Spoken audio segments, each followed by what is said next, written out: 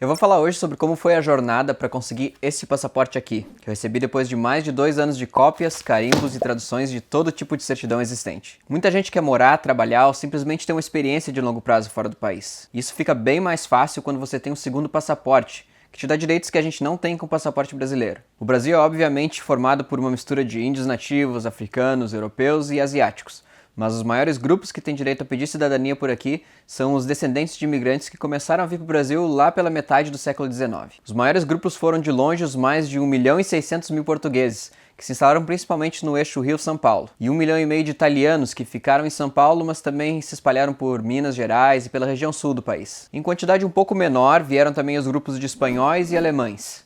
E já no começo do século XX começou uma intensa imigração japonesa, que se concentrou no estado de São Paulo. Por conta disso, inclusive, o Brasil é hoje o país com a maior população de origem japonesa fora do Japão. Com toda essa gente vindo para cá, dá para imaginar que uma grande parcela da população brasileira tem um antepassado que se encaixa em um desses grupos.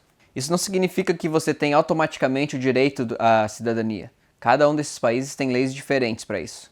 Pela lei espanhola, por exemplo, só tem direito à cidadania filhos e netos de pais espanhóis.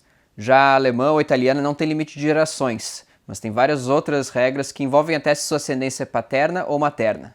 Para esses países europeus, se você conseguir a cidadania, você pode manter também a brasileira. Já a atual lei japonesa não permite dupla cidadania. Então, para ser cidadão japonês, você precisa abdicar da sua cidadania brasileira. Eu não conheço as regras para todos os países. Na verdade, mesmo as alemãs que eu consegui são cheias de detalhes e exceções que eu não entendo ou nem lembro.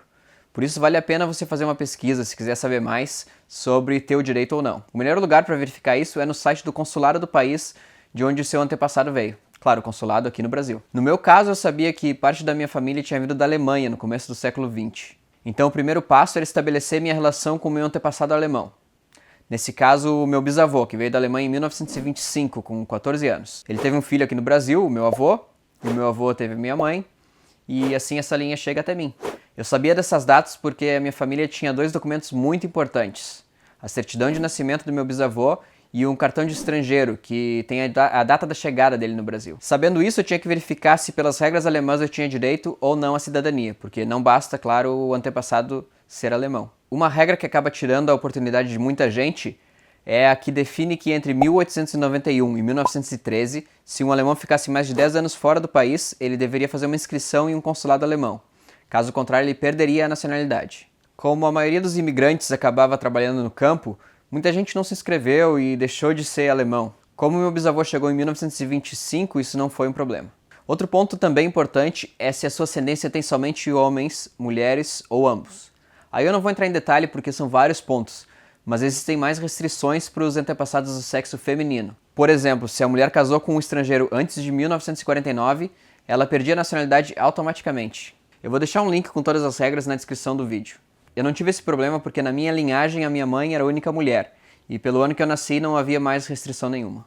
Outro ponto que faz as pessoas perderem o direito é se o antepassado optou pela cidadania brasileira. Isso você descobre facilmente procurando por uma certidão negativa de naturalização no nome da pessoa que veio da Alemanha. Você faz isso pela internet mesmo.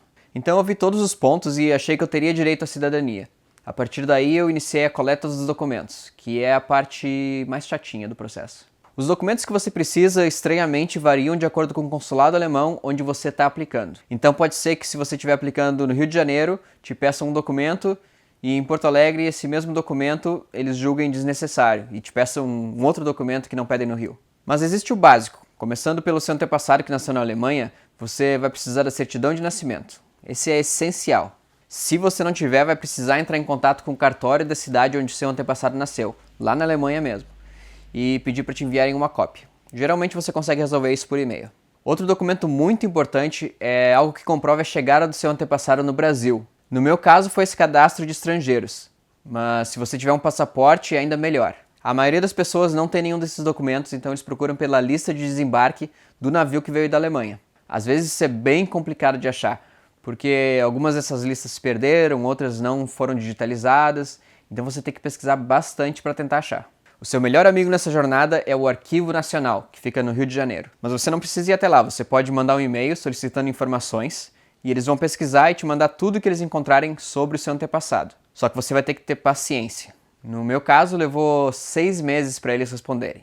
Por isso o ideal é você mandar um e-mail para lá o mais cedo possível, logo que você iniciar o processo. Com esses documentos na mão, os outros costumam ser mais simples. São certidões de casamento, de óbito e a certidão negativa de naturalização. Depois do seu antepassado, são os documentos da sua família que nasceu no Brasil. Então, do meu avô eu precisei da certidão de nascimento e de casamento. Da minha mãe, a mesma coisa. Já dos meus documentos, eu precisei só da certidão de nascimento e da identidade, já que eu não sou casado. Não sou casado. Todas as certidões precisam ser inteiro teor. Esses documentos dependem de cada caso, por isso você tem que ler bem a lista do consulado. Pode ser que eles se apliquem a você ou não, pode ser que você precise de um documento adicional. O próximo passo é traduzir todos esses documentos para alemão, mas você não vai fazer isso sozinho. Essa tradução tem que ser feita por um tradutor juramentado. E é a parte mais cara do processo. Eu gastei R$ 1.700 para fazer tudo. Eu dei entrada para mim e para os meus irmãos. Se você quiser, você pode adicionar vários membros da família no mesmo processo e dividir as despesas de tradução. Com isso, só falta você preencher os formulários F e V para cada uma das pessoas que está requerendo a cidadania. No F eu coloquei todos os meus dados e no V eu explico a minha relação com cada um dos antepassados. Então eu tenho um V para minha mãe, um V para o meu avô e um V para o meu bisavô. Os meus irmãos tiveram que fazer a mesma coisa no formulário deles. Feito isso, você só precisa fazer cópia dos documentos, uma autenticada e uma simples de tudo. Então você marca um horário e leva os documentos para o consulado para dar entrada no seu pedido de cidadania. Se o consulado julgar que a documentação não é suficiente, você vai ter que buscar os outros documentos e marcar um novo horário.